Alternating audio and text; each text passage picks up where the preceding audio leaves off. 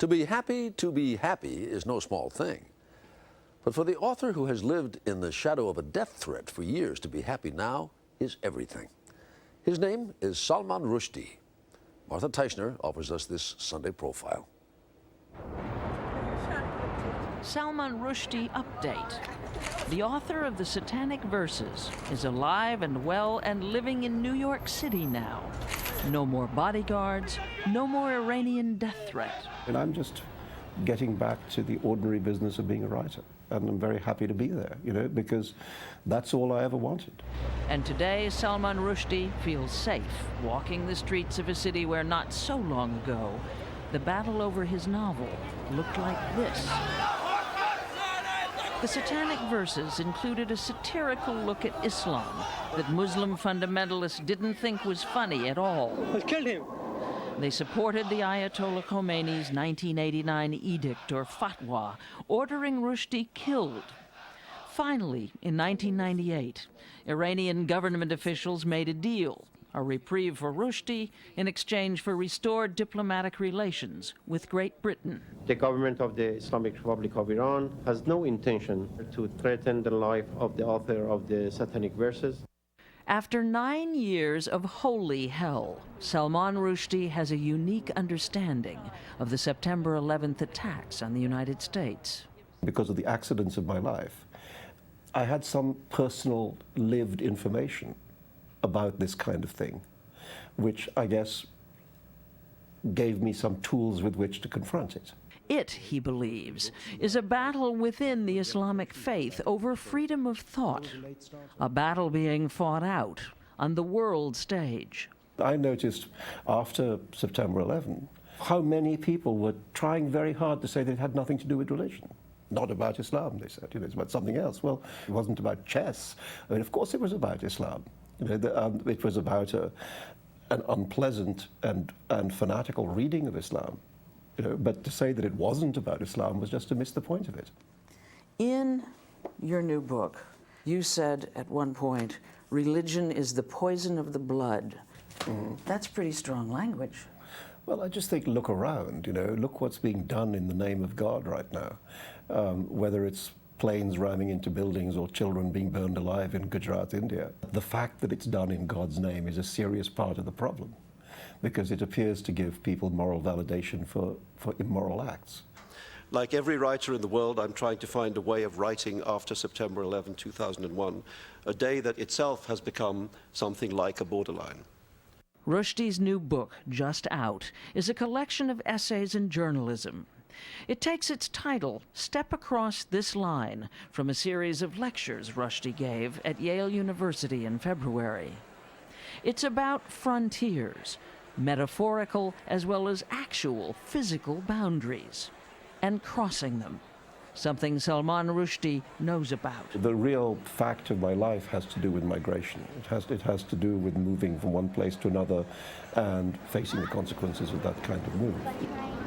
We were looking for a place to go with Salman Rushdie, to see the cultural hodgepodge that attracted him to New York City.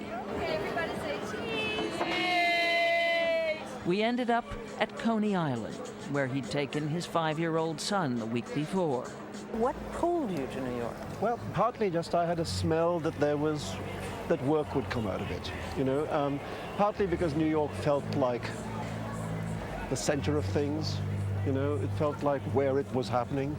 As soon as Rushdie moved to New York in 1999, he wrote Fury, a comic novel about a slightly Rushdie-esque Indian who, like his creator, moves from England to New York at that amazing moment just before the bubble bursts.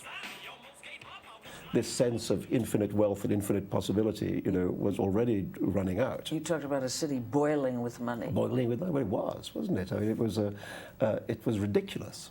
Rushdie loves the ridiculous. The places and the people he writes about all have a certain absurdity. How old is she? This one's about 3.5. Yeah. The world is preposterous. The world isn't ordinary. The world is extraordinary. And you go behind the doors of any family, my family, your family. Family life is the most bizarre thing in the world. Rushdie's parents were Muslim, affluent, cosmopolitan, not very observant Muslims, but concerned enough about the threat of persecution in a largely Hindu country that they moved from New Delhi to Bombay because it was the most tolerant city in India. When Salman Rushdie was 13, he was sent away to boarding school in England. His childhood and then his move to a strange place thousands of miles from home have given him the subject matter for all 14 of his books. I mean, I've had an odd life because it's been partly in India, partly in England, partly in America, and all that stuff is jumbled up inside me. And in your books. And in my books. And I've found it to be a very, for me personally, a very enriching jumble, you know, to come from too many places. And where's the ketchup and mustard at?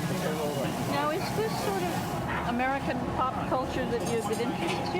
Yeah, I mean, I think, you know, America discovered something about what people like to, how people like to have fun. That seems to have caught on everywhere on the planet. Pop culture gave Rushdie's stories a soundtrack, literally in the case of The Ground Beneath Her Feet, published in 1999.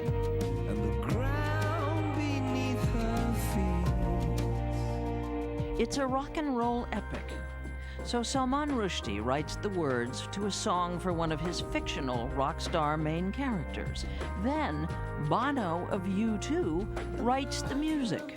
Next thing you know, guess who finds himself in the video? Black is white, and cold is he, for what I worship. He rang me up and he said he'd written this tune and he really liked it. And then I actually went to Dublin.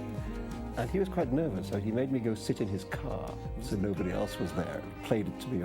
On the other hand, Bono's car, you know, sound system is not like the sound system in your car. And fortunately, I liked it straight away. Just as fiction can turn into fact for Rushdie, fact can turn into fiction. He plays his literary celebrity self in the film Bridget Jones's Diary. You know, and of course, the problem with Martin's definition of the novella is that it really only applies to him. At Cambridge University, he did more acting than writing. But he's willing to leave movies to his actress, model, former cooking show host girlfriend, Padma Lakshmi, whose American film debut was in Glitter, starring Mariah Carey. They don't matter. They're just backup. You know, she's got a career in the movies, I don't. On the other hand, I'm entirely open to offers. Okay. He's happy to be happy now.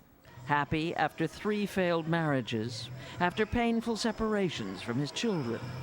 Happy to relegate the controversy over the Satanic Verses and the damage it did to another time, another place. It's sort of child heaven, and you have to remember how to be a child. He's happy to be known for who he really is, for what his books are actually like, not for the fatwa. It's as if the fact that it was a dark, unfunny, kind of obscure theological thing made people think I must be a dark, unfunny, obscure theological person, you know, and I'm not. You know, I'm like this.